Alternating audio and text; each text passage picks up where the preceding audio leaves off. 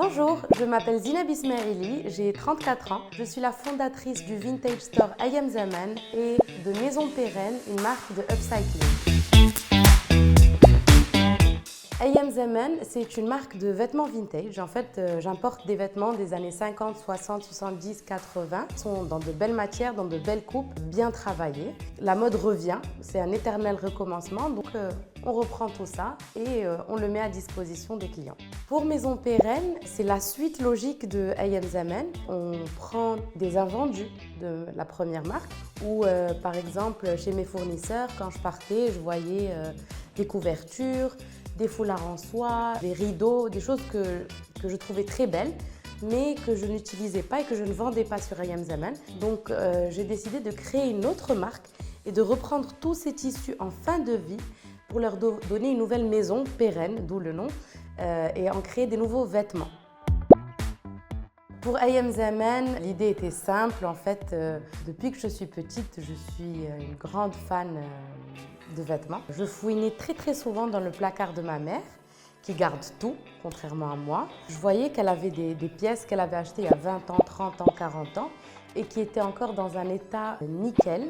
Et je ne comprends pas pourquoi ce que j'achetais moi avait une durée de vie limitée à 1 an. J'ai fait mes recherches et j'ai compris qu'en fait c'était juste une question de tissu, de fil. Même le fil de couture des années 50 était 3 fois plus gros que le fil de couture aujourd'hui. Et donc c'est des vêtements qui ont une longue durée de vie, contrairement aux vêtements qu'on achète maintenant. Donc je me suis dit que j'allais éventuellement faire quelque chose dans ce sens et créer une marque avec des vêtements donc anciens.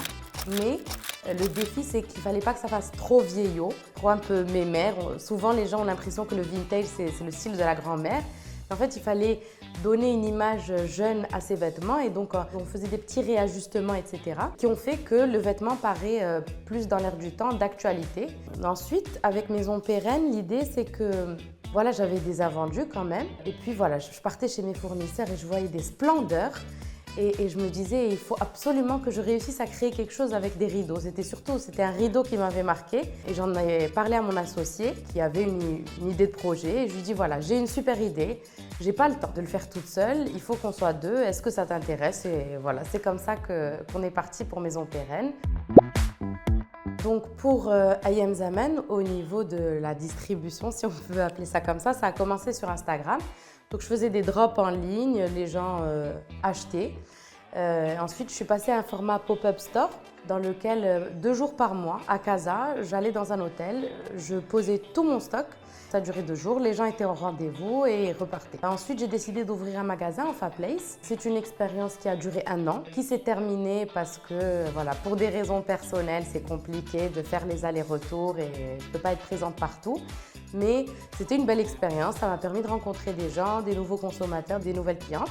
Et là, je reviens dans le format pop-up store où, pour le coup, je suis plus à l'aise et je suis présente surtout pendant 2 jours. Pour Maison Pérenne, c'est un peu plus compliqué. On vend beaucoup moins sur Internet, mais on est plus sur un format où on s'installe soit dans des hôtels, soit on est par exemple au Mandarin Oriental à Marrakech, soit dans des concept stores. À Marrakech, on a le 33 Majorel, à Rabat, Beyond Six, qui sont parmi les plus gros concept stores du Maroc. Et nous avons ouvert notre première boutique en France, à Uzès, dans le sud de la France. Ça a eu beaucoup de succès. Alhamdoulilah, ça s'est bien passé. Et on a même eu quelqu'un qui a souhaité avoir la franchise. Donc nous avons vendu notre première franchise et on ouvre le premier magasin à Annecy, toujours en France. L'association, c'est quelque chose. C'est très difficile parce que autant sur Ayam Zaman, je suis toute seule. Si je décide de quelque chose, ça se fait dans la minute d'après. Autant quand on est dans l'association, on est 2 à décider. On est 2 types de compétences, 2 types de profils. Donc forcément, dans des moments de stress, on est dans la confrontation.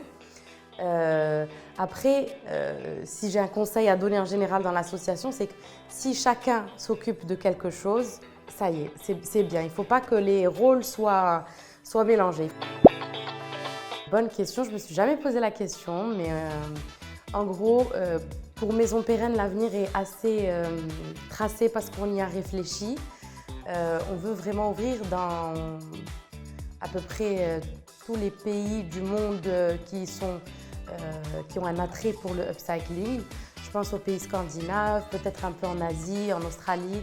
On s'est dit qu'on allait aller sur des magasins, peut-être faire les défilés de la Fashion Week. On se permet de rêver, honnêtement, c'est un projet qui va très vite. Tout peut arriver, donc voilà, je vois Maison Perrine très loin. Ayam Zaman, c'est mon bébé.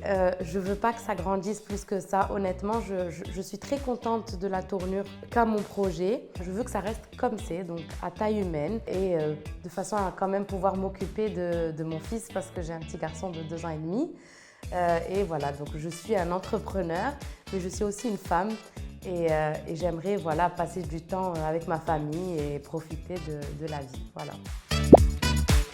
Je pense que je ne serai pas devant vous, peut-être que je serais retournée au salariat si ce n'était pas rentable. Alhamdoulilah, c'est rentable, on ne va pas se mentir. Ça a beaucoup d'avenir.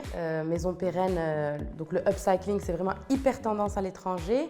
Tout le monde nous demande ça, on arrive à liquider nos stocks, on est tout le temps en train de faire des réassorts.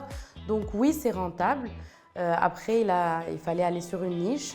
On n'a pas 36 000 concurrents, donc c'est plutôt facile d'être rentable à ce niveau-là. Et puis c'est du travail, hein. Quand on travaille, on cravache, il n'y a pas de secret. À un moment, la rentabilité, elle arrive. C'est bon? Terminé? Ok, super.